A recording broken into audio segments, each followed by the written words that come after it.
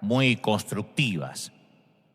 Y antes de que se fuera a vivir del otro lado del sol, recuerdo que desayunamos, compartimos un buen momento, una semana antes de que él partiera, de que el Señor lo llamara.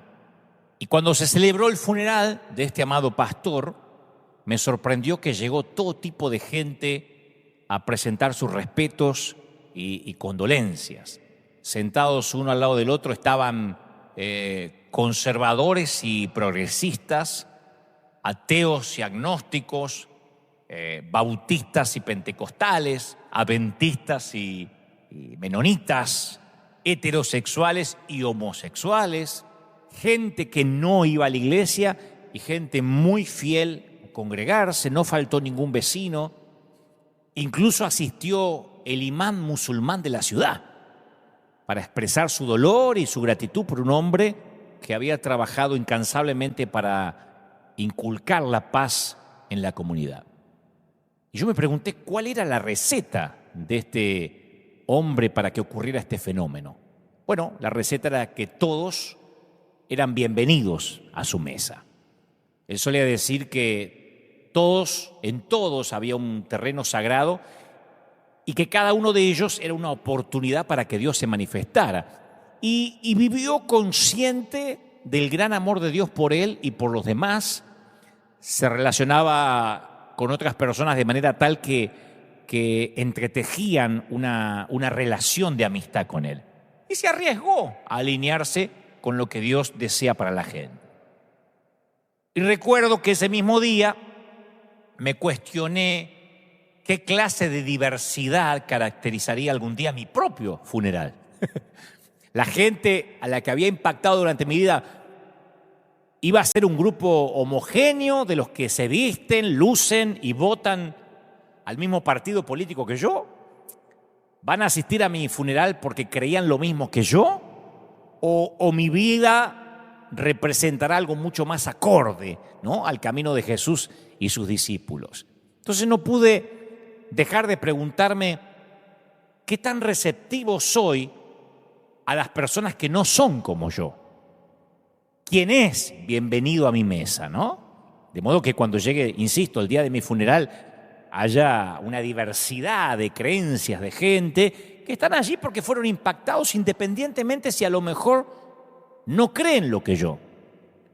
Entonces me pregunté, ¿y si solo estoy acercándome a aquellos que piensan como yo?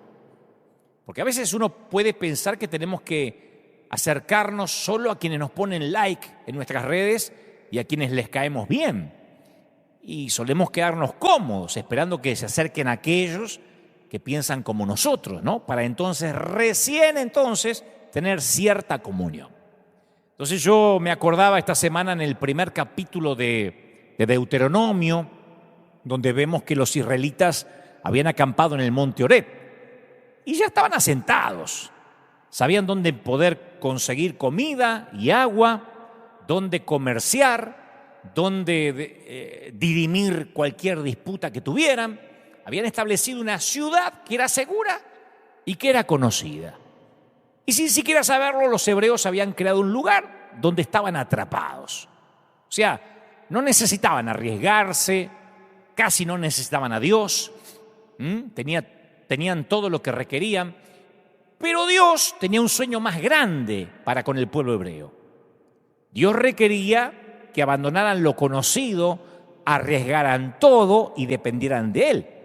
Así que les habló y les dijo en Deuteronomio 1:6, ustedes han permanecido ya demasiado tiempo en ese monte. Ustedes, insisto con esta palabra, ustedes han permanecido ya demasiado tiempo en este monte. Y esta invitación a abandonar el monte es la que yo voy a usar hoy como mi torpe intento por redimir la palabra más famosa de toda la cristiandad: evangelización. Es una palabra que creo que ha sido secuestrada por nosotros mismos, por los cristianos. La hemos tomado como rehén. Es una palabra incomprendida y la mayoría de las veces la palabra evangelización es mal utilizada. Es como que nos hemos quedado lo suficiente en esa montaña cómoda de lo que creemos, y la vida entera tiene que ver con amar a la gente, con involucrarse, con bajar de esa montaña, con salir de la comodidad. Pero las relaciones que implican el amor de Dios entre unos y otros son lo único que vamos a llevarnos a la próxima vida. De modo que o arriesgamos todo lo que tenemos para alinearnos con el deseo de Dios para con la gente, o seguimos construyendo una ciudad a kilómetros de distancia de la tierra prometida en nuestra cómoda montaña. Es nuestra decisión. ¿Me explico? Pero antes de elegir, creo que tenemos que tener una conversación brutalmente honesta sobre lo que los cristianos creemos que es la evangelización. Porque sé que hay gente del otro lado diciendo, pero yo sé lo que es la evangelización, es predicar las buenas nuevas. Bueno, lo que antes, en algún momento, significaba buenas nuevas, como que sutilmente, no digo que conscientemente, sutilmente y de modo inconsciente se ha desvirtuado. Y a lo mejor hoy predicar o evangelizar tiene más que ver con juzgar a los que son diferentes a nosotros que con amar a la gente que está rota. Una de las formas principales en que se entiende la evangelización es en términos escatológicos, o sea, una forma elegante de contarle a la gente inconversa cómo es que va a acabar el mundo. Cuando comprendemos la evangelización de manera escatológica, de esta manera, se enfatiza solo en lo que va a suceder después de morir. Entonces eso nos lleva a preguntarles a las personas que capaz que nunca conocimos, con las que no tenemos ninguna relación, cosas como, si usted muriera hoy, ¿usted sabe dónde se va? Así nomás. Si usted tuviera que partir mañana a la eternidad, ¿se va al cielo o al infierno? Entonces, que es verdad, por cierto, pero la base de esa evangelización escatológica es la siguiente: mucho miedo, esquivar el infierno y asegurarte el cielo. Punto. Entonces el enfoque urgente es ayudar a las personas a arrepentirse antes que llegue el día final en que se tengan que morir por lo que sea, por un accidente, por un cáncer, por el COVID o de viejo, y se vayan al infierno por no tener a Cristo. ¿Estás dentro o estás fuera? Entonces la motivación es salvarla de que ardan eternamente en el infierno. Ahora, escrituralmente, teológicamente, esto es correcto. O vas al cielo o vas al infierno. Yo eso no lo pretendo cambiar, ni quiero. Pero para predicar así, no necesitamos involucrarnos con la gente. No necesitamos amar a nadie. El que se quiera salvar, que se salve. Y el que no, es su rollo. Yo predico. Ahí está el cielo, ahí está el infierno. Ya está, prediqué, ahora es tu problema. Entonces, esta versión de la evangelización está completamente enfocada en un miedo al infierno, insisto, y en obedecer a Jesús para tener un boleto de escape del infierno. Entonces, en el mejor de los casos, este es el primer paso para crecer en una relación con Cristo, en el mejor de los casos, ¿no? Uno por miedo va a la iglesia a ver si me muero y al no tener a Cristo me voy al infierno. En el peor de los casos, lo único que adquiere la gente es un seguro contra incendios. Si me llego a morir, por lo menos sé dónde me voy. Yo me acuerdo cuando era adolescente, pasar por una plaza en Capital Federal, Plaza 11 o se llamaba Plaza Miserere, donde había un hombre, había varios, pero me acuerdo de uno en particular que predicaba ahí, un hombre con un letrero enorme que decía atrás: te vas camino al infierno, arrepiéntete. Vas camino al infierno, arrepiéntete. Eso es un cartel rojo. Y él le gritaba con furia a la gente, con un megáfono. Le decía: mundanos, impíos, como en los días de Noé, todos van a morir. Acepten a Cristo, van a arder en el infierno. Entonces, el tipo con un megáfono que apenas se entendía, ¿no? Pero no sabía si estaba vendiendo una naranja o si estaba predicando. Y gritaba desencajado, con los ojos fuera de órbita, como poseído. Yo me quedaba, confieso, varios minutos mirándolo, porque me llamaba la atención, porque aparte mezclaba su retórica con muchas lenguas angelicales o extrañas. Entonces decía: arrepentíos, racataca, racataca. Y recuerdo que cuando yo lo veía, no sentía ningún deseo de ser pastor algún día, ni predicador, o algún tipo de líder espiritual. y no quería que me identificaran con él. Si alguien en ese momento me hubiese dicho, Dante, vos sos evangélico cristiano como yo, no, se escapó de algún manicomio, no sé de dónde. Entonces la gente lo miraba. No estoy dudando de las intenciones de este caballero, que estoy convencido que seguramente eran buenas. Pero la gente lo miraba como salido de una clínica psiquiátrica. Y el hombre, mientras vomitaba todo veneno religioso posible y condenaba a todo el mundo. Y cuando yo vi a ese hombre degradando a todos los transeúntes en el nombre de Dios, yo tuve una profunda convicción. Porque en el fondo de mi corazón, yo también juzgaba, denigraba, avergonzaba igual que él. No gritaba en la plaza, que era un adolescente y capaz que la vergüenza podía más. Pero yo tenía los mismos prejuicios contra la gente. Yo miraba a todos los mundanos y decía, pensar que todos estos se van a morir en el infierno. Y sentí una resolución desde muy adentro que me decía, yo no quiero convertirme en alguien así, nunca. Me daba vergüenza. Insisto, no estoy criticando su manera de predicar, su retórica, la mala calidad de los equipos de sonido o sus intenciones, sino la manera en que él pretendía que la gente aceptara a Cristo, diciendo, todo el mundo se vaya al infierno y va a arder en el infierno y yo tengo la salvación si aceptan lo que estoy predicando. Así que a partir de esas experiencias de ver a este hombre gritando en la plaza, yo me dediqué a hojear las Escrituras y busqué ejemplos de cómo llevar el mensaje, lo que me llevó directamente a la forma en que Jesús predicaba, en que Jesús orientó su vida. Y me encontré planteándome preguntas como, ¿cómo invitaba Jesús a las personas a tener una historia con Dios? ¿Cómo invitaba Jesús a las personas a ser parte del reino? ¿Cómo hicieron eso los primeros seguidores de Jesús? ¿Cómo vivieron los discípulos? ¿Cómo predicaron los discípulos? ¿Cómo arengaban? Yo creo que a veces, en el afán de no contaminarnos, pasamos por alto el tiempo, la conversación, la creación de confianza con la gente que no conoce al Señor, y vamos directamente a la que tiene la necesidad de un Salvador. Y a veces, como hacía este hombre en la plaza cuando yo era adolescente, soltamos una bomba cristiana sobre las personas y nos alejamos. O sea que no queremos ser vistos. No queremos involucrarnos mucho con la gente, porque al fin y al cabo son pecadores. Nosotros lo que queremos hacer es dejar caer algo de verdad y decir, yo ya cumplí. Yo le prediqué, ya está. Ahí me paré y le prediqué. Cuando algún día se enferme de cáncer o le agarre el virus o le pase algo grave, se va a acordar de que la semilla fue plantada y me mando muda.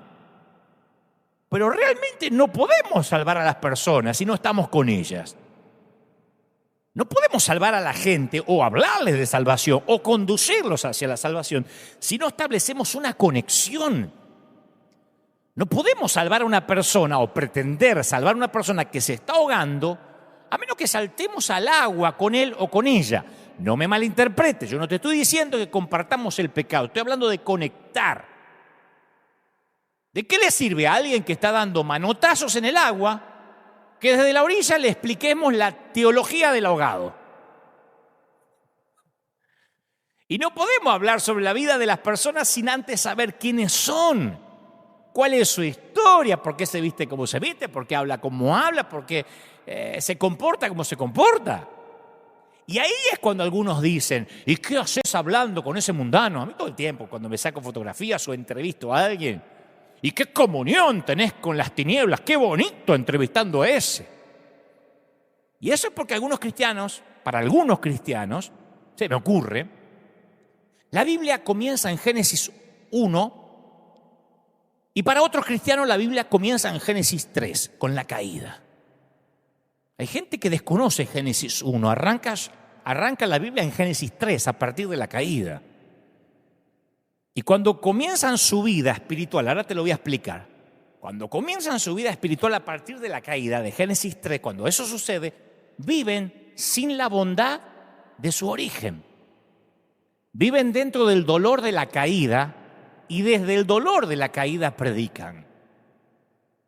Desde esa perspectiva rota se acercan a las personas que los rodean como amenazas de las que hay que esconderse. tiro la bomba y que se arrepienta, pero que no me quiero contaminar mucho. Tal como lo hicieron Adán y Eva cuando Dios vino a buscarlos. Construimos muros para mantener a los ateos afuera y buscamos razones para separarnos de aquellos que son diferentes a nosotros. Sí, queremos predicarle, pero sin caminar al lado de esa persona mientras sana. Le predicamos, pero si se está por divorciar, que arregle el matrimonio, porque acá tiene que cambiar de vida, nada de seguir igual. Le predicamos, pero si es homosexual, que se haga machito, rápido, acá en el altar. O sea, no queremos que nuestra santidad se comprometa, no queremos caminar al lado de la persona hasta que sane. O lo que es peor, cuidamos el testimonio. No es que yo tengo un testimonio que cuidar, que a veces es la manera religiosa de disfrazar lo que en realidad estamos cuidando, que es el que dirán. Porque el testimonio, al fin y al cabo, el que mide el testimonio es el Señor. Y después, como una consecuencia natural, la gente lo ve. No hay que hacer esfuerzo por cuidar el testimonio, a menos que el testimonio sea falso. Si vos tenés un testimonio real, genuino, no tenés por qué cuidarlo. Eso de cuidar el testimonio es cuidar el que dirán, que nada tiene que ver con el testimonio. Pero no se puede decir que amamos a la gente y después acercarnos a ellos de noche, como Nicodemo con el Señor. Porque siempre que intentemos quedar bien con Jesús y con los fariseos, terminamos ofendiendo a ambos. No se puede predicar de noche. Ahora, convengamos que la salvación eterna es crucial, porque por ahí a alguno le quedó eso, pero está mal predicar del cielo y del infierno. No, la salvación eterna es crucial. Pero convengamos también que esto no significa que la vida antes de la muerte carece de sentido. Ya está, tenés la salvación y ahora ponete a vegetar hasta que Cristo venga o hasta que te toque morir. No. Por eso, de a poco, el evangelismo comenzó a pasar de la escatología, que es escapar del infierno, a la ética, a la gracia. Sin desmerecer la escatología, se incluyó la gracia, que es como el Señor predicó, con gracia y verdad. Entonces se levantó hace unos cuantos años una generación decidida a cambiar las cosas, a darle de comer al hambriento. Por ejemplo, aunque sea ateo, aunque adore a la Virgen, aunque adore a cualquier santo. Como cuento siempre, nosotros amueblamos casas todas las semanas y les llevamos electrodomésticos nuevos. Y llegamos a casa donde tiene unas vírgenes grandotas y hay santos por todas partes. Sería una locura decirle limpie eso porque no le ponemos la heladera. O sea, el Señor nos mandó a alimentar al hambriento. Caminar de la mano de la gente rota hasta que sane, hasta que cambie el tiempo que demande. Entonces hay una generación que decidió terminar con todo lo que estuvo mal, fracturado, injusto, y salir a bendecir a la gente. Vamos a dar de comer. Por ejemplo, Misión Graneros, Proyecto Honra, se hicieron eco en todos los países del mundo, un montón de iglesias, de fundaciones. Vamos a involucrarnos con la gente. Plena pandemia, no vamos a andar preguntando quién es evangélico, quién no, a ver si le dejamos una bolsa de comida. Esto es a ateos, esto es a musulmanes, a católicos, no importa. El Señor dijo, dale vosotros de comer. Después algunos, a partir de eso, cambiarán de vida, buscarán a Dios. Otros dirán gracias y nunca más. Pero ahí es cuando los creyentes topos, que viven metidos en sus madrigueras del miedo, en sus refugios del miedo, suelen decir que no sepa a tu izquierda lo que da a la derecha. Porque al ver que otro ama a los perdidos y se involucra con los perdidos, los expone y los ridiculiza. Por eso prefieren alegar, no, yo también ayudo y amo, pero no lo ando publicando. En el fondo saben que no es verdad.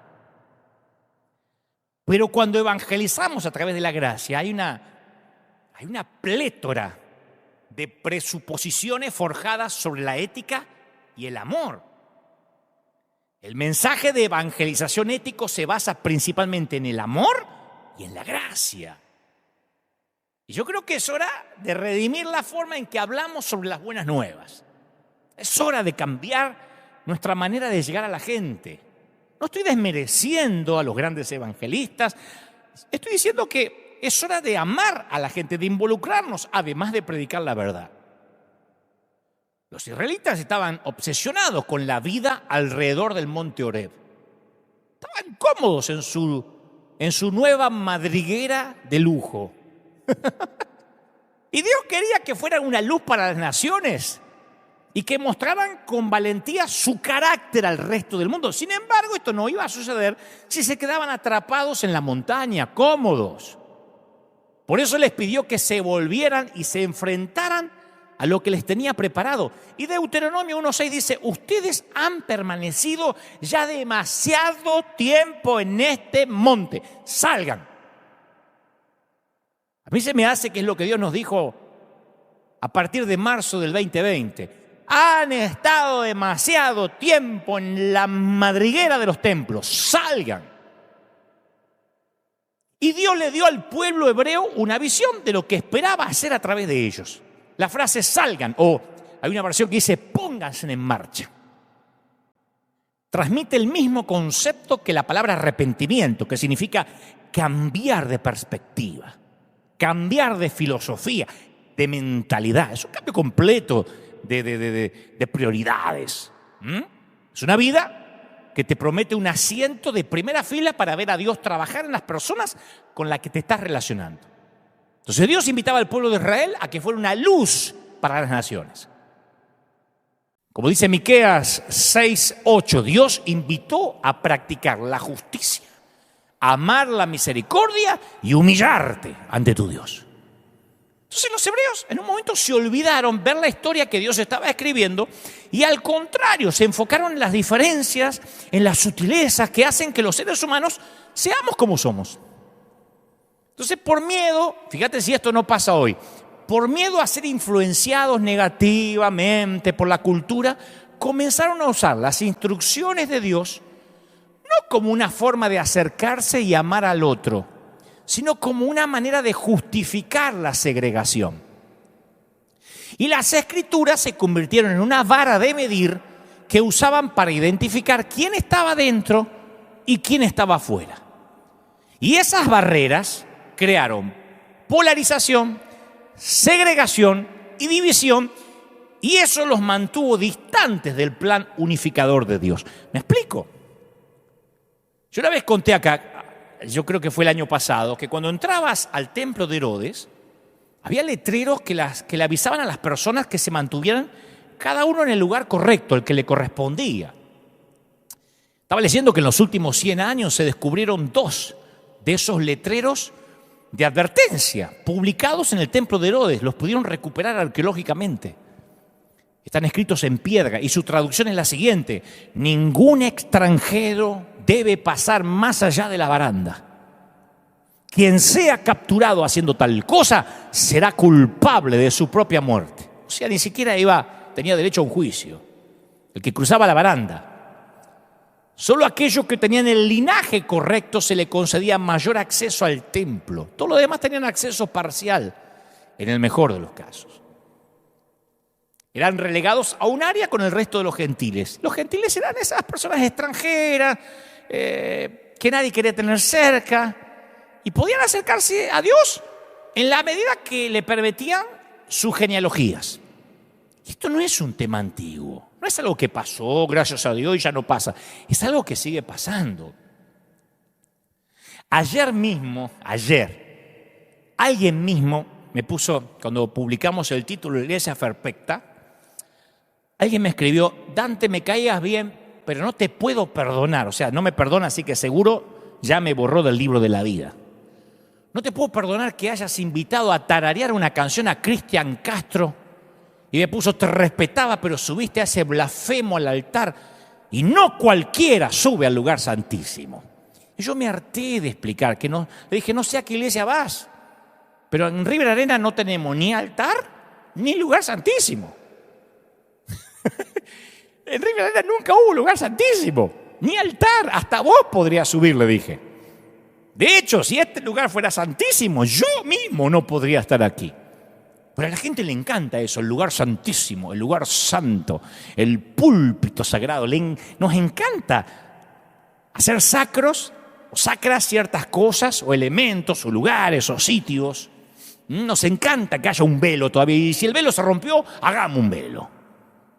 Porque si no hay no pertenecemos a cierta élite o si no hay cierta exclusividad, como que el club ya no es tan atractivo. Yo soy el líder, decimos. Yo voy con los líderes, ¿no? Y puedo subir al lugar santísimo. Esto es un escenario, un stage. Le gusta a quien le guste. Pablo vio la difícil situación de sus amigos gentiles y que no podían acceder a la plenitud de Dios antes de Cristo. Entonces vio cómo crecía la división entre judíos y gentiles, no solo en el mundo, en la iglesia. Y a la luz de estos antecedentes, Pablo escribió estas palabras en Efesios 2:13. Pero ahora en Cristo Jesús, a ustedes, los gentiles, que antes estaban lejos, Dios los ha acercado mediante la sangre de Cristo. Porque Cristo, dice Pablo, es nuestra paz. Los dos pueblos han hecho uno solo, derribando mediante su sacrificio el muro de enemistad que nos separaba, pues anuló la ley con sus mandamientos y requisitos. Esto lo hizo para crear en sí mismo de los dos pueblos una nueva humanidad, dice una versión, una raza completamente nueva, al hacer la paz, para reconciliar con Dios a ambos en un solo cuerpo mediante la cruz, por la que dio muerte a la enemistad. Se cayeron los muros, dijo Pablo, muerte a la enemistad. Él vino y proclamó paz a ustedes que estaban lejos y paz a los que estaban cerca. Pues por medio de Él tenemos acceso al Padre. ¿En dónde? ¿Cómo? En un mismo espíritu. Más clarito, échale agua. Pablo estaba diciendo que Jesús representa la visión de cómo tenemos que orientar nuestras vidas. El mundo quiere que nos aislemos, que segreguemos. Pero cuando Jesús mismo, nuestro fundamento, experimentamos un evangelio que nos une, que promueve la unidad. Entonces la pregunta sigue siendo, ¿representa Jesús la manera de cómo nos relacionamos con los demás? ¿La manera en que predicamos incluso? La cruz es una asesina de barreras. La cruz es una creadora de puentes. Si alguien te lastimó, el Señor dice, ve a la cruz. Si odias a alguien, ve a la cruz. Si alguien te traicionó, ve a la cruz. Si hay personas que te irritan y te sacan de quicio, ve a la cruz. Jesús mismo, por medio de la cruz, vino a hacer las paces. Entonces, cuando vamos a la cruz y cuando llevamos a otros a la cruz, esas barreras se derrumban. La cruz destruyó la pared divisoria, dijo Pablo, el muro que nos dividía y cualquier forma de hostilidad. Por eso me pregunto de verdad, ¿qué paredes he erigido, he levantado en mi vida que impiden que las personas busquen el pleno acceso a Dios? ¿Cuáles son las barreras en mi vida? ¿Cuáles son? ¿Cuáles son las barreras en tu vida? En Romanos 10:13 encontramos a Pablo escribiendo a una iglesia pequeña en Roma y les recuerda lo que hace latir el corazón de Dios. Él quería reformular su visión incluyente y desafiarlos a los que estaban en Roma a expandir la visión. Entonces afirma con audacia, todo el que invoque el nombre del Señor será salvo. Claro, a nosotros nos parece un versículo más, pero dijo, todo el que invoque el nombre del Señor será salvo. ¿Cuántos dijo? Todos. Todos, o casi todos. Habrá intentado el que tiene la sana, todo el que invoque será salvo. Cada político corrupto que invoque el nombre del Señor se va a salvar. Junto con cada republicano, con cada demócrata, con cada socialista, con cada comunista, con cada capitalista, con cada heterosexual, con cada homosexual que invoque el nombre del Señor. Cada persona que no puede soportar, cada persona que odias. O puede decir, pero tienen que cambiar de vida. Pará. Vamos a detenernos en lo que dijo Pablo primero. Todo el que invoque el nombre del Señor será salvo. Esto no desmerece la doctrina, el cambio de vida, el arrepentimiento, pero el que invoque el nombre del Señor será salvo. Yo no sé vos, pero hay algunas formas de creer, de vivir, de vestir, algunas orientaciones incluso sexuales que son más difíciles de aceptar que otras. Que decimos, está bien, pero antes de entrar a la iglesia que cambie.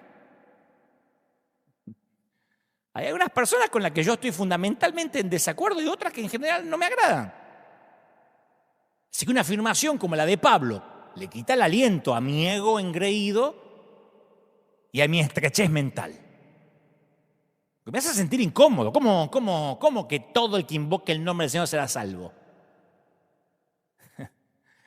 Una vez alguien preguntaba en las redes, ¿qué? Si Hitler al final de su vida se arrepentía, ¿iban al cielo?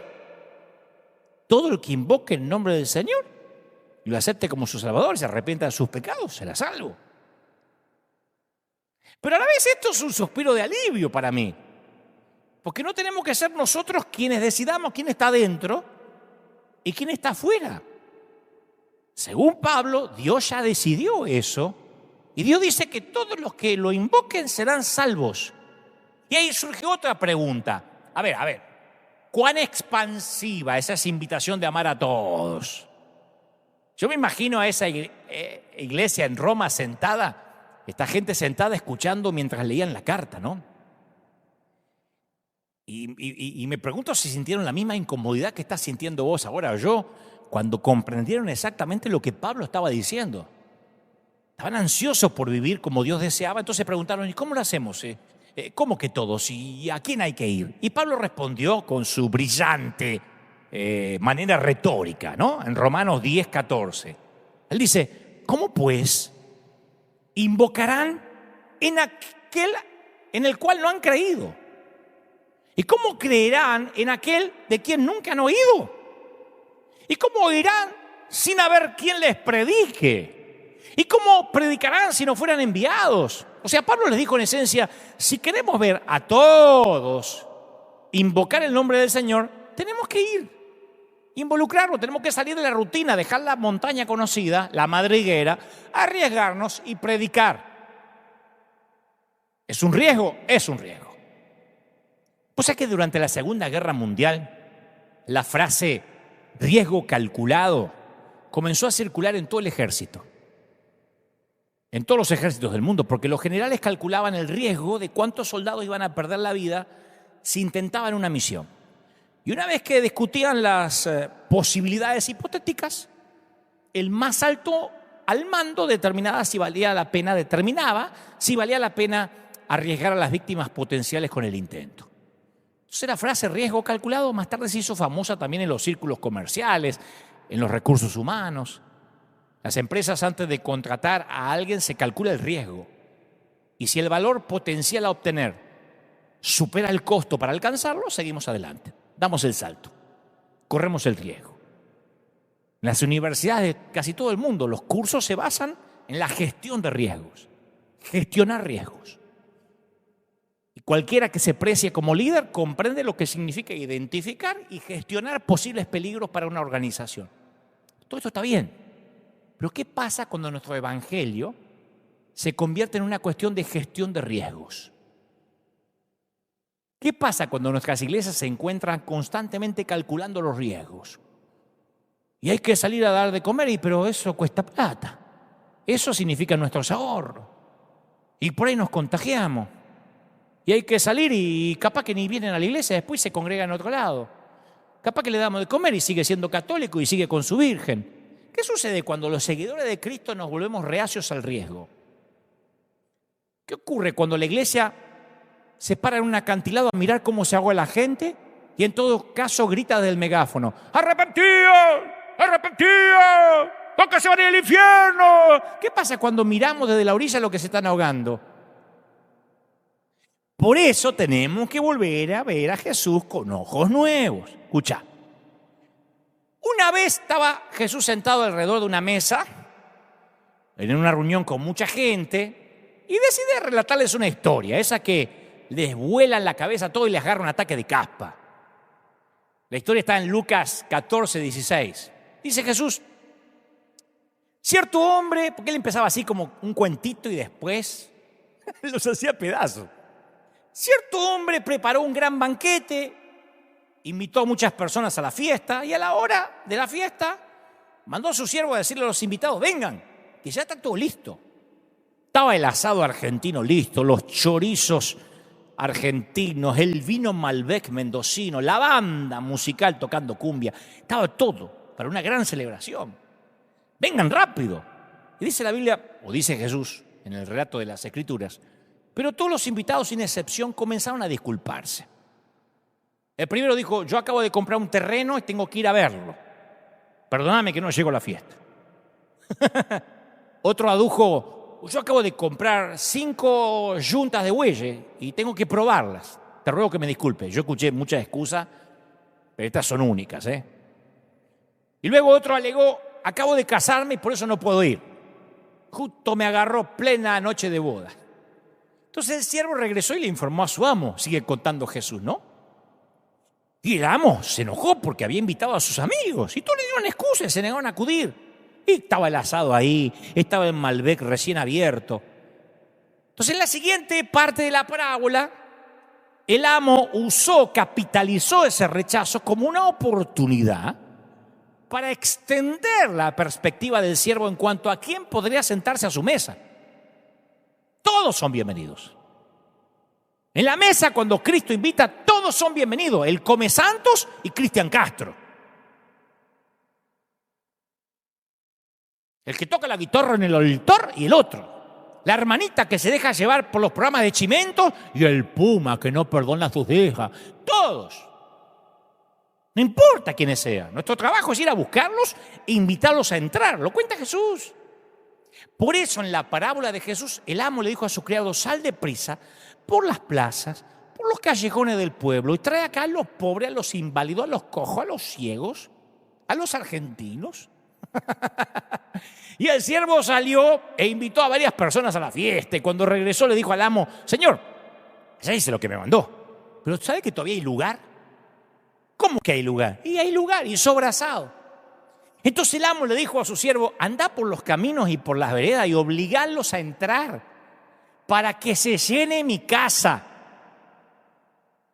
A mí me encanta eso, porque aquí como que el amo básicamente dijo, yo quiero que encuentres a cada persona que está sola, cada persona que se siente como extranjera, cada persona que se siente invisible, rota, porque vamos a festejar en grande.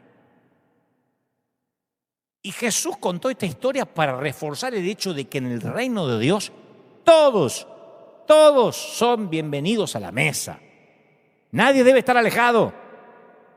Por eso notamos que Jesús, a lo largo de su ministerio, soportó todo tipo de comportamiento desagradable, tenía gracia, tenía paciencia, le preguntaban cada cosa que te daban ganas de decirle, Señor, me daban ganas de decirle a su padre, Padre, ¿te lo llevas o te lo mando? Pero lo soportaba. Ahora, cuando la gente tenía una visión estrecha de lo que significaba a todos, eso lo enfurecía al Señor. Cuando la gente quería hacer una fiesta para gente VIP, lo sacaba de quicio a Jesús.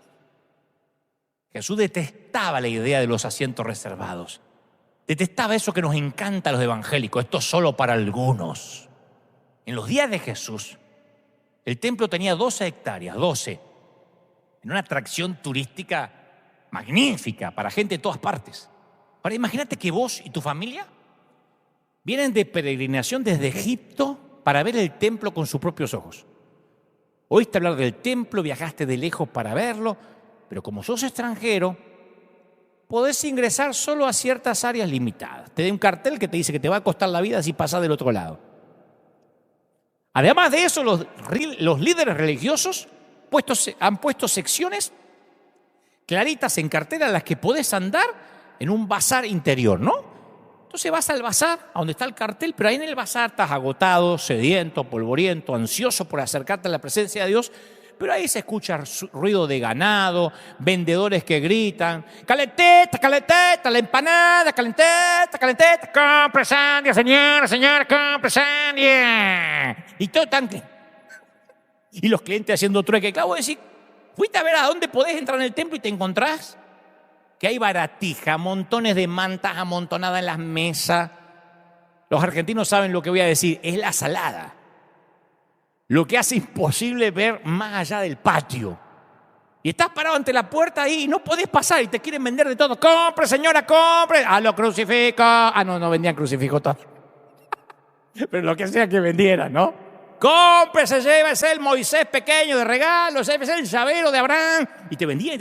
Y Jesús te ve a través de la multitud que vos te tienen atrapado ahí entre lo que te quieren vender. De hecho, ve a tu familia y ve al asiento de personas paradas a tu lado mientras los líderes religiosos arreglan las mesas, cuentan el dinero, oprimen a las personas que necesitan desesperadamente encontrar a Dios. ¿Vos querés hacer enojar al Señor? Interponete en el camino de los que quieren llegar a Él. Los evangelios dicen que Jesús se enfureció y dio vuelta a las mesas. Y ¿sabe que algunos se lo tratan de imaginar? ¿Y qué decía mientras daba vuelta a las mesas? Citaba las Escrituras del Antiguo Testamento.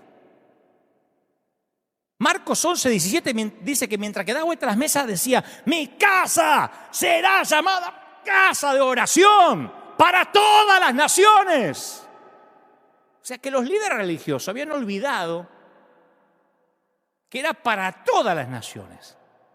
Tenían una visión estrecha de lo que significa todas las naciones. Bueno, todas. Andá a saber qué quiere decir con todas. Todas no, todas las que sean como nosotros. Entonces, cuando Jesús comenzó a voltear las mesas, no estaba enojado por la actividad comercial necesariamente, sino por la explotación de las personas, por las barreras que ponían. Él vio a los que debían mostrar el carácter incluyente de Dios y que estaban haciendo exactamente lo contrario. Se estaba impidiendo que la gente adorara a Dios y eso provocó la ira de Jesús. Estos comesantos jugaban a ser la iglesia perfecta, que ni siquiera le daba para ser perfecto. Y así es que nos comportamos. Yo también, por muchos años, yo me enfocaba en las cosas que me diferenciaban de otras denominaciones. De dónde venían, cómo se vestían, cómo en esa iglesia pueden cantar con jean, cómo que cantan esa música rock. Yo siempre estaba buscando las diferencias, porque a mí me criaron así. Y para serte sincero, lo que exactamente estaba haciendo era separarme de esa gente, porque estaba buscando razones para justificar mi separación. Excusas que justificaran mi falta de gracia con esa gente. Por muchos años yo buscaba, por eso digo soy un legalista en recuperación, porque no te terminás de recuperar del todo. Es una tarea que me va a llevar toda una vida, ¿no? Tal vez cuando me muera pongan en mi tumba como figura la tumba de Ruth Graham, la esposa de Billy Graham. Tarea terminada, tarea concluida, gracias por la paciencia. Pero por ahora Dios está trabajando en mí. Yo siempre busqué muchas maneras, algo para liberarme, para mantener una distancia segura de los que no eran como yo. Y me centraba siempre en lo que hacían diferente antes que lo que hacían igual, porque no quería darle gracias a esas personas. Y la humanidad está sedienta de gracia, está en busca de gracia. Todos estamos desesperados por buenas noticias. Y como cristianos podemos ser instrumentos, canales de gracia. Mi querida, mi viejo, tenemos las buenas noticias a nuestro alcance y podemos dar gracia a aquellos que están hambrientos. No sé por qué damos tan poca gracia. Por eso mismo, vamos a seguir viendo a Jesús con ojos nuevos. A mucha gente no le gustaba la forma en que Jesús desafiaba el sistema. Los incomodaba. Le agarraban hormigas en las nalgas cuando hablaba Jesús. Lucas 10:25 relata que en eso se presentó un experto en la ley. Escucha, experto en la ley. Para poner a prueba a Jesús. O sea que no era alguien que buscaba información. Era un experto que venía con una preguntita trampa. Le dijo: maestro, aleluya, gloria. ¿Viste que los maestros de la ley hacen así? Aleluya, como que le están bajando mail todo el tiempo del cielo, tienen banda ancha. Entonces dice: maestro, ¿qué tengo que hacer para heredar la vida eterna? Claro, esto parece una pregunta medio tonta, ¿no? Para un maestro como Jesús. Porque él pudo hablarle sobre el cielo, sobre la vida después de la muerte, sobre la eternidad con Dios. Sin embargo, no era lo que el experto en la ley estaba pidiendo. En el contexto judío, cuando escuchabas la frase vida eterna, significaba, ¿cómo guardo la sana doctrina para que yo me gane el cielo? Esa era la pregunta que le hicieron a Jesús. No era un ignorante, un neófito, era un experto en la ley probando a Jesús. El experto de la ley se levantó y lo puso a Jesús en el estrado de los testigos, haciendo instantáneamente que todos a su alrededor se convirtieran en jurado. Todos miraban a Jesús a ver qué iba a responder. Dinos, maestro, aquí queremos saber qué podemos hacer para heredar la vida eterna, qué doctrina tenemos que seguir. Y Jesús respondió brillantemente con una pregunta para elevar la conversación al nivel del corazón más que de la mente. Le estaba ayudando a este hombre que hacía la pregunta a descubrir lo que él creía que era verdad. La Biblia dice que Jesús replicó, ¿qué está escrito en la ley? ¿Cómo la interpretas tú? Fíjate vos, fíjate qué astuto, ¿no? ¿Qué está escrito en la ley? ¿Vos cómo la interpretas? En esencia estaba diciendo, eres el experto en la ley, ¿no? Y me preguntaba a mí.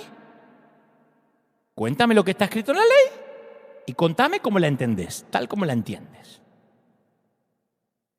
La ley en la mente judía era la Torá. Los primeros 5 libros de la Biblia, Génesis, Éxodo, Levítico, Números y Deuteronomio. En estos 5 libros hay 613 mandamientos conocidos en hebreo como misvot. Misvot. Para los hebreos no eran leyes, mandatos o sugerencias, eran hechos sagrados. Esa era la forma para que la gente caminara con Dios. Por eso este tipo lo estaba probando a Jesús. A ver cuánto sabía. Pero hay otra cosa que se nos va, mirá, escucha. Los rabinos estuvieron de acuerdo en que la orden sagrada más importante estaba en Deuteronomio 6:5. Amarás al Señor tu Dios con todo tu corazón, con toda tu alma y con toda tu fuerza. Eso era el mandamiento principal, en eso estaban de acuerdo. Pero había grandes debates sobre cuál era el segundo gran mandamiento. Ya sabemos el primero. ¿Cuál es el segundo? Y el debate que tenía divididos a los rabinos era que algunos decían que el segundo era amar al prójimo. Amar a Dios con el corazón, con la fuerza, con toda tu alma, era el primero. Y amar al prójimo era el segundo gran mandamiento en importancia. Otros decían, no, el segundo gran mandamiento es mantenerse puro, santo. Ese era el debate. Los escritores de los evangelios presentan 8 de estos grandes debates. Algunos decían, hay que conservarse santo, ese segundo mandamiento. Otros decían, no, el segundo es que hay que amar al prójimo. De modo que cuando Jesús le devolvió la pregunta al experto, le estaba pidiendo al hombre que mostrara sus cartas, a ver qué teología seguía, a ver de qué lado estaba, a ver si para él el segundo mandamiento era amar al prójimo o el segundo mandamiento era mantenerse santo. Jesús le dijo esencialmente, escúchame, experto en la ley, ya que vos la conoces, ¿cómo la interpretas?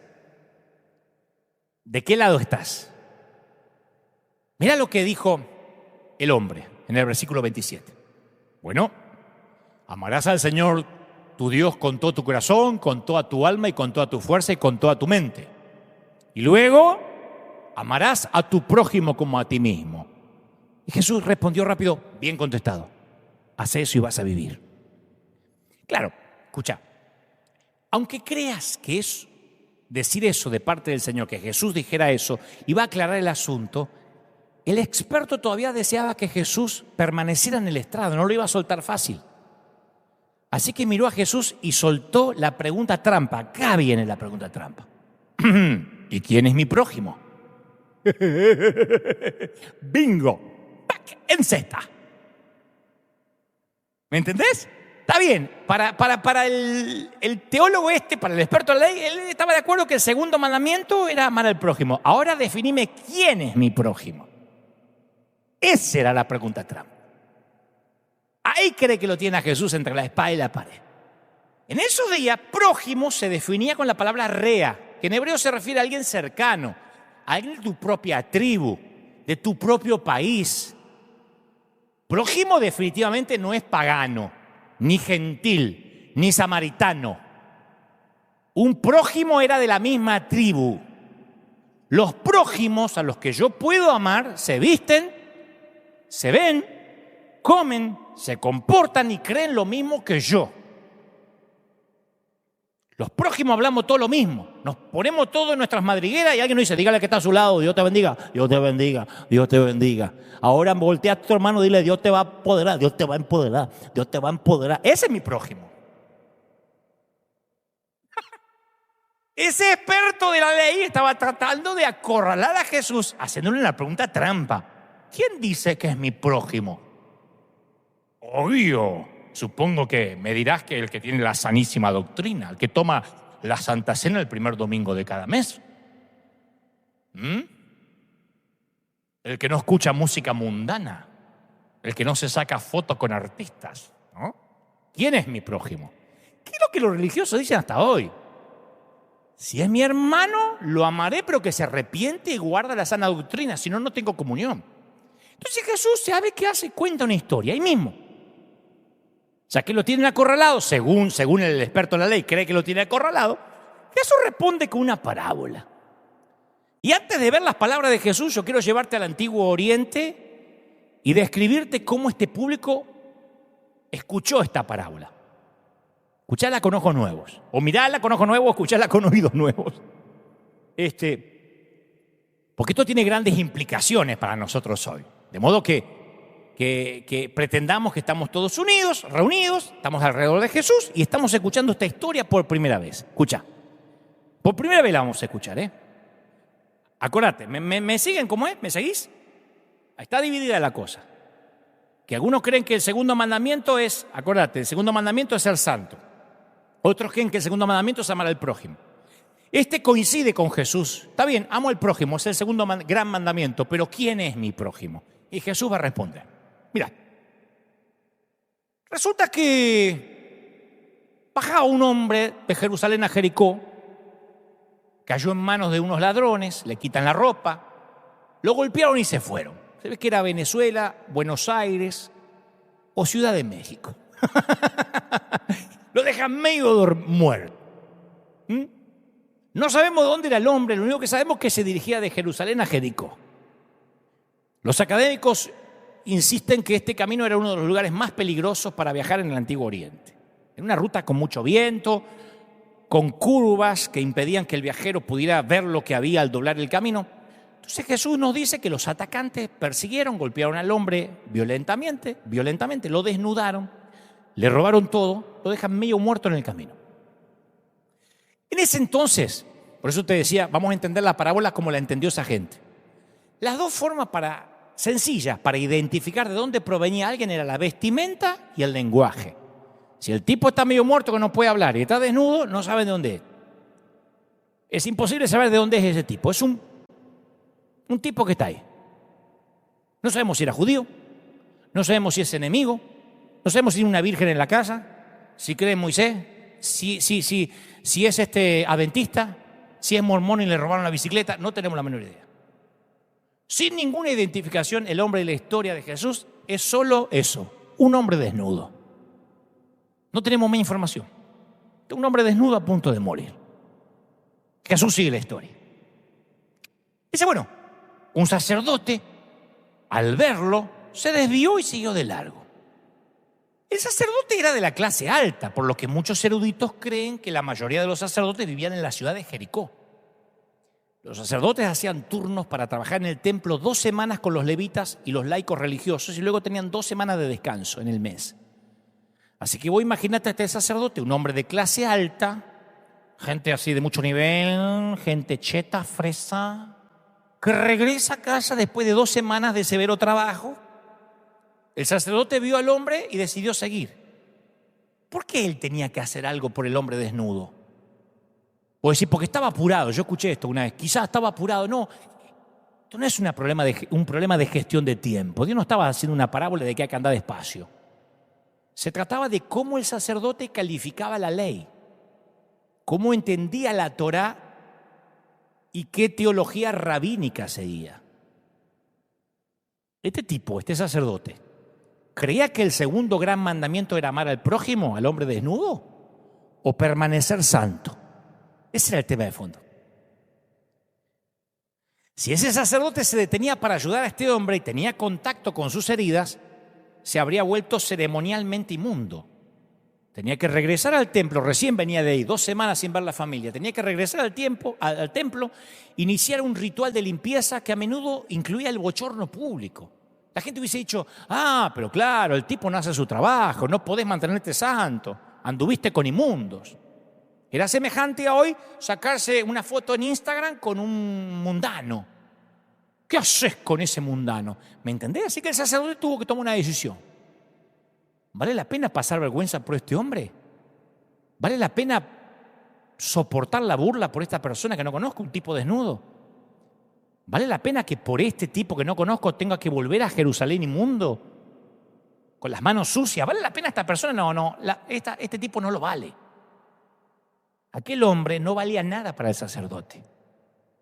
La santidad y la doctrina era lo que tenían valor para él. Él no iba a poner en riesgo su sana doctrina por un tipo desnudo. El segundo personaje que encontramos en la historia de Jesús fue un levita. Los levitas gestionaban la seguridad en el templo, manejaban los terrenos, mantenían el orden y también se iban a la casa después de trabajar 2 semanas en el cambio de turno. No eran de la clase alta, por lo que el levita probablemente caminaba, no montaba a caballo. Y llega ahí, dice Jesús, su jefe, el sacerdote, ya se había ido a casa. Y el levita sabía que el sacerdote había pasado antes, porque él iba atrás. Cuando llega al lugar donde estaba tendido el hombre golpeado, se enfrenta a una disyuntiva. ¿Cómo interpreto la ley? ¿Tengo que amar a Dios y también al prójimo? ¿O amar a Dios y cuidar mi santidad? Y piensa, ¿qué hizo mi jefe, el sacerdote? Mi jefe pasó por al lado. Es como decir, si mi pastor no ama las almas, ¿la voy a amar yo? Así que el levita pudo haber pensado, si yo no hago lo mismo que mi jefe, ¿qué estoy diciendo de mi jefe? No puedo faltar el respeto. Tengo un conflicto de intereses. Así que el sacerdote pasó y también pasó el levita. Como el camino era muy estrecho y el herido estaba atravesado, no había mucho espacio para que caminaran los transeúntes. Así que es más probable que lo pisaran. Y el sacerdote, de hecho, lo pisó. El levita le pasó por encima. Si hubieras estado escuchando a Jesús contar esta historia, ya te anticipás, espoleás la historia, ¿no? Porque ya ves la progresión de los personajes que está construyendo. Él está describiendo la jerarquía del templo. Ya introdujo un sacerdote en la historia, ya metió un levita. El próximo personaje que va a meter presumiblemente es el religioso, es el laico, el lego religioso, que también habría estado de camino a casa después de servir en el templo. Pero ¿sabe qué hace Jesús? Como te hacen a veces las series en Netflix que te meten un personaje inesperado, un personaje que nadie vio venir. Dice, y aparece un samaritano. Usar esa palabra en ese momento era como usar un término racista, despectivo, como decir, aparece un nazi. Yo creo que toda la multitud hace, ¡oh! Pero un samaritano, dice Jesús, que iba de viaje, llegó donde estaba el hombre y viéndolo, se compadeció de él. El sacerdote vio el herido, siguió de largo. Dijo, yo no puedo comprometer mi santidad, tengo que cuidar el testimonio, aleluya. El levita vio al hombre, siguió caminando. Dijo, yo tengo que servir a Dios y tengo que practicar las partituras para tocar mañana en el templo. El samaritano lo vio y tuvo compasión de él. A mí me gusta la palabra compasión, es mi favorita en el griego porque es el vocablo que significa compasión desde las entrañas. 11 veces se usa esa palabra en el Nuevo Testamento, 11. Esta es la idea.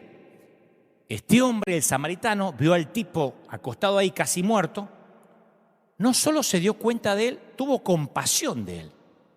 Pero no es esa compasión, voy a estar orando, le dejé el WhatsApp. Si se recupera, me llama y está orando.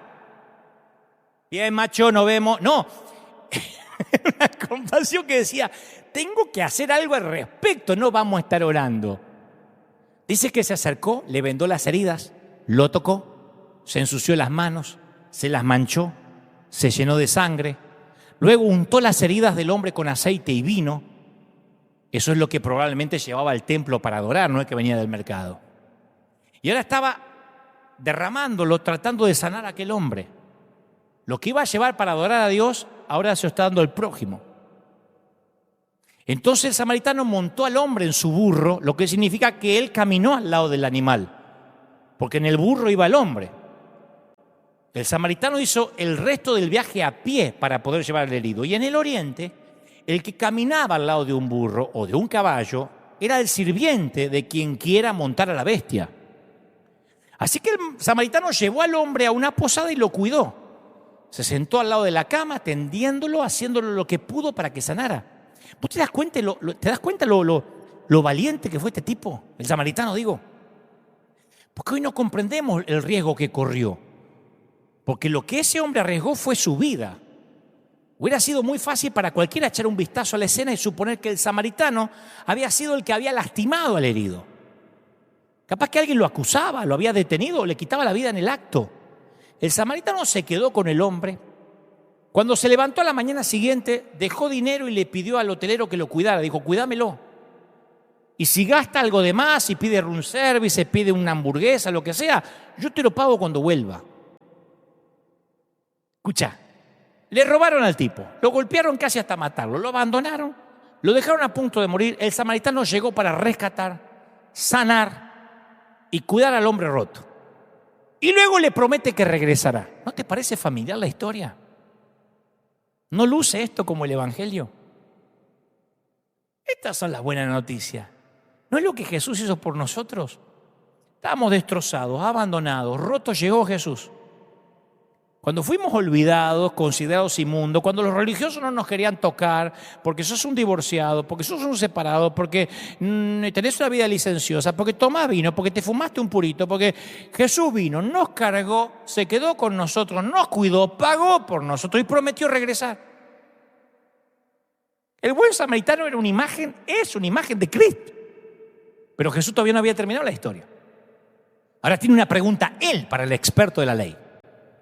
Termina la historia y dice, decime, experto, yo hubiese pagado por ver ese diálogo. Sí, decime, ¿cuál de los tres pensás que demostró ser el prójimo del que cayó en manos de los ladrones? Cuando el experto hizo la pregunta, convirtió la palabra prójimo en sustantivo. Cuando Jesús hizo la pregunta, hizo del prójimo un verbo. El experto en la ley solo podía responder, considerando la historia, que obviamente debe ser ficticia, el prójimo es el que se compadeció de él. El desgraciado ni siquiera podía nombrar al samaritano, no pudo decir el samaritano, dijo el que se compadeció. Jesús le dice, bueno, ve entonces y haz lo mismo. Fin del caso. ¡Caso cerrado! Ahora, esta no es una historia acerca de actos de amabilidad al azar de vez en cuando. Es una historia sobre amor incondicional. Es una historia que nos cuestiona hasta qué punto se extiende la idea de que tenemos acerca de la palabra prójimo.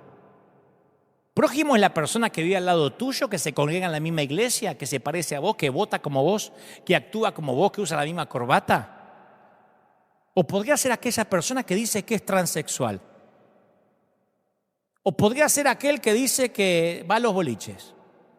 No te estoy diciendo si está bien y si está mal. Digo, puede ser un prójimo. Jesús estaba diciendo que ser su discípulo significa más que amar a las personas que son similares a nosotros o socialmente aceptables, gente como uno. No, los discípulos tienen que amar a sus enemigos. Los discípulos van a amar sin excepción, sin calificación, sin estigmatismo. Como seguidores de Jesús tenemos que codearnos con personas que no concuerden con nosotros. ¿De qué otra manera van a experimentar el reino inclusivo de Dios si gastamos nuestra energía evitándolos? Jesús diría que hasta los recaudadores de impuestos aman a los que son como ellos. Es fácil para nosotros amar a las personas que nos dicen a toque, sí, sí, pastor, sí, apóstol, uy, qué revelación que tuvo, o nos agradecen. Jesús dijo que hasta los paganos hacen eso. Pero hay que amar a los enemigos. Y para amar a los enemigos hay que identificarlos. No puede decir el que tuvo compasión. ¿Quién? El que tuvo compasión. No, hay que nombrarlo. El experto en la ley de la historia de Jesús no pudo nombrar, no pudo decir el samaritano, no pudo, de tanto que lo odiaba. Lo llamó el que se compadeció. ¿Vos podés nombrar a la persona que te lastimó? Decí el nombre.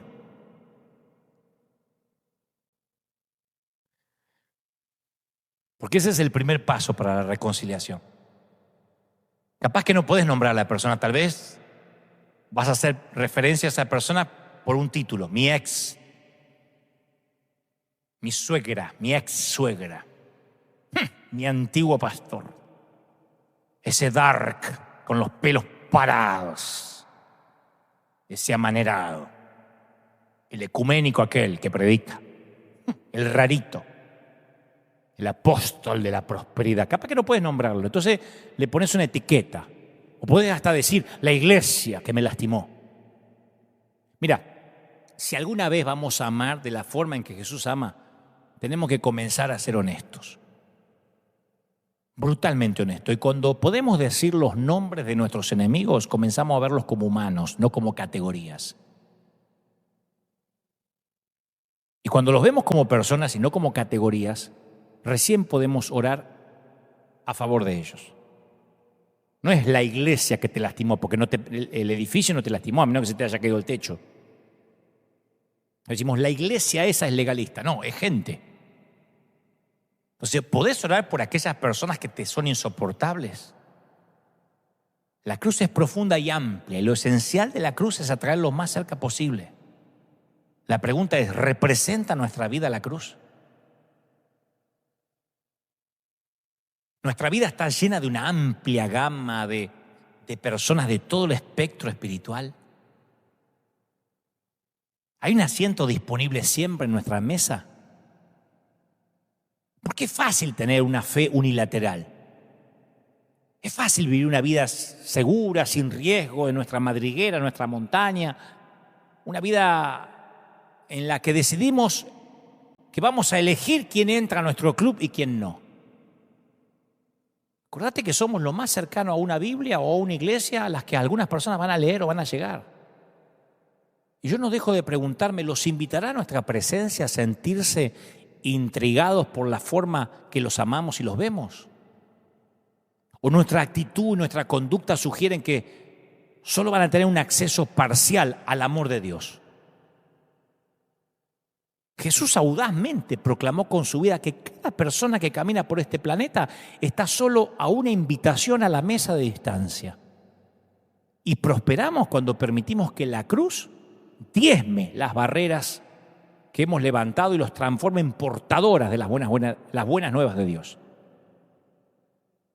Yo no sé si te va a gustar esto, pero el peor alcohólico, la persona más airada, el criminal más peligroso, la persona más adicta, el más chismoso, el más lujurioso, la persona más racista, el más disfuncional de tu familia, la persona más odiosa que conoces y vos mismo, están invitados a la mesa. Gente rota. La iglesia es para gente rota. Y yo quiero orar para que tu funeral esté lleno de personas que no sean como vos. Puesto que todos, mientras vivías, fueron recibidos a tu mesa.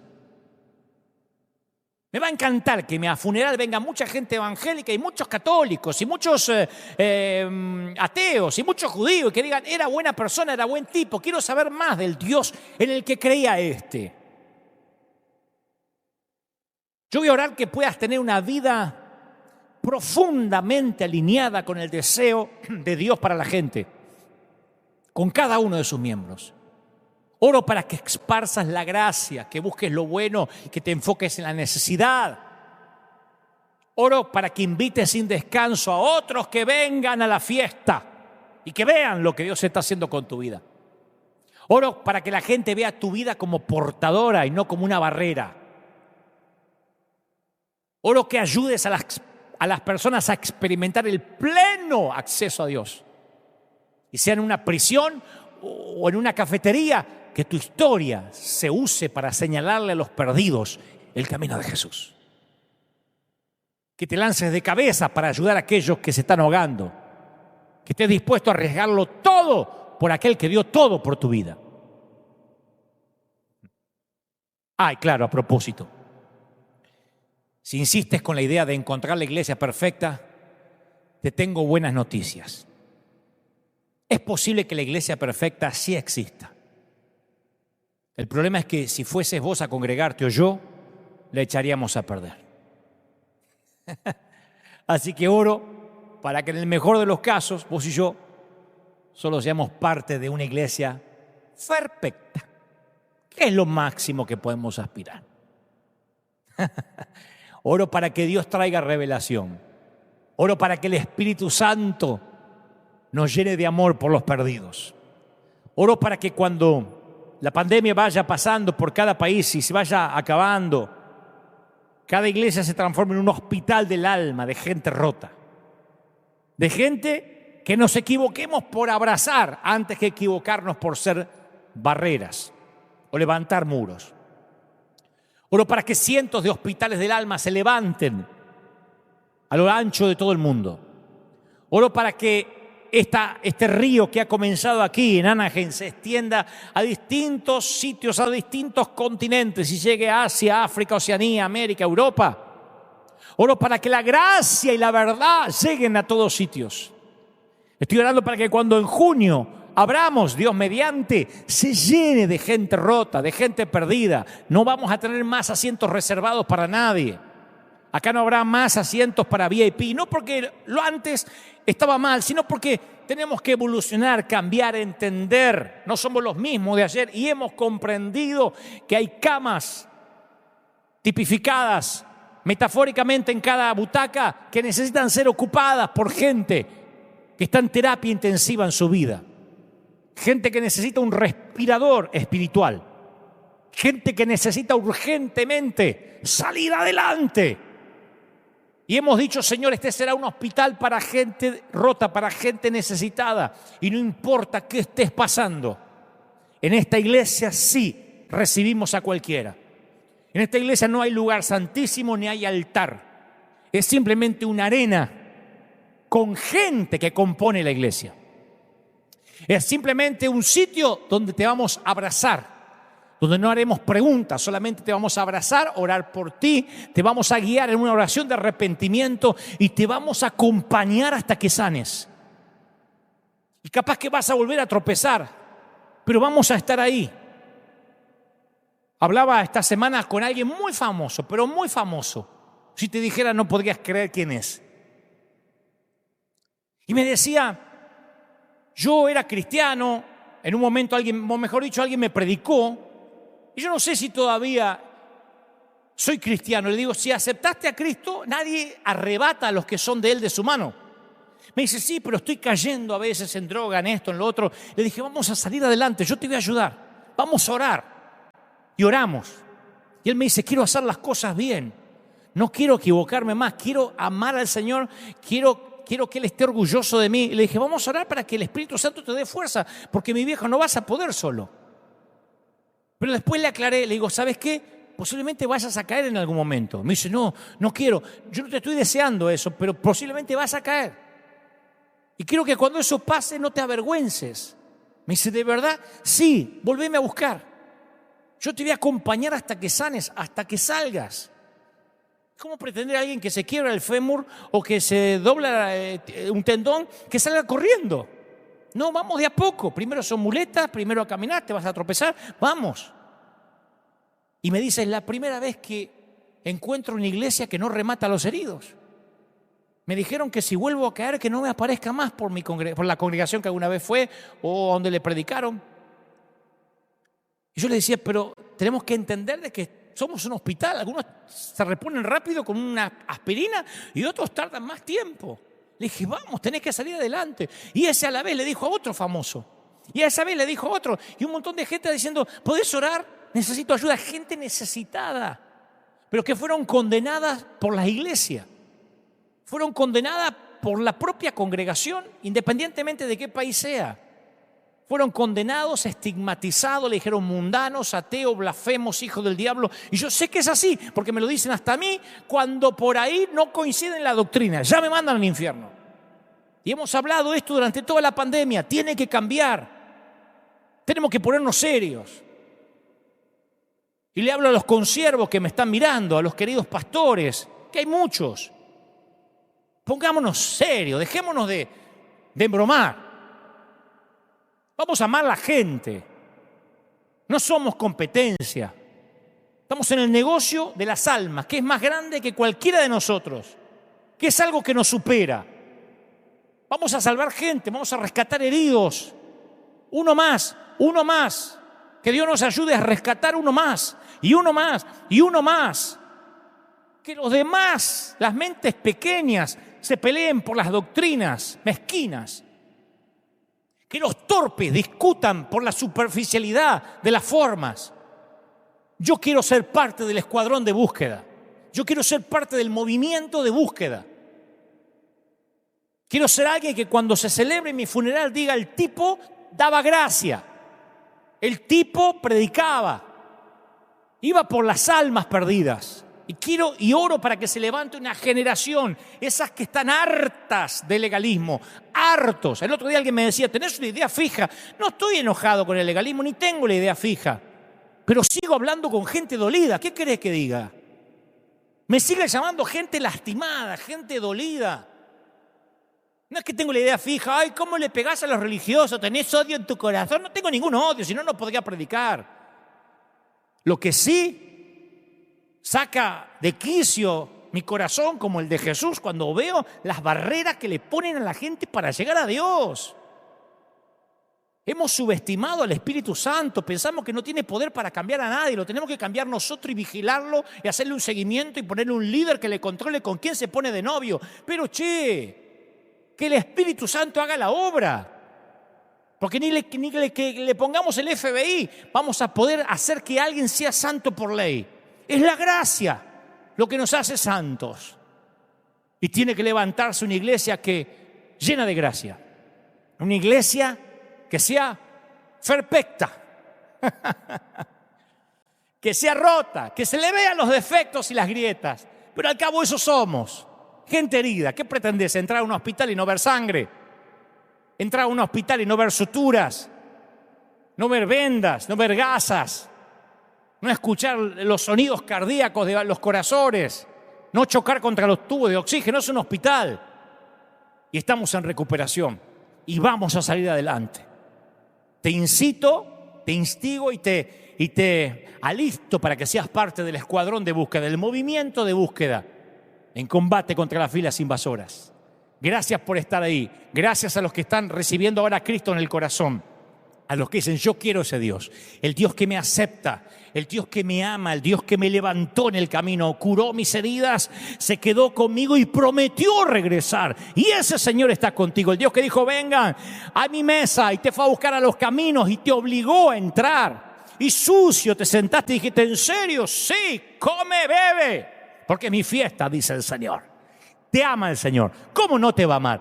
Te ama el Señor. Que Dios te bendiga, que Dios te guarde. Nosotros nos vemos aquí dentro de 7 días, Dios mediante, esperando junio, esta experiencia de River. Firme como talón de oso. Nos vemos pronto. Chau, que Dios te bendiga. Y por supuesto aquí tenemos una cita el próximo domingo. Chau, que tengas linda tarde.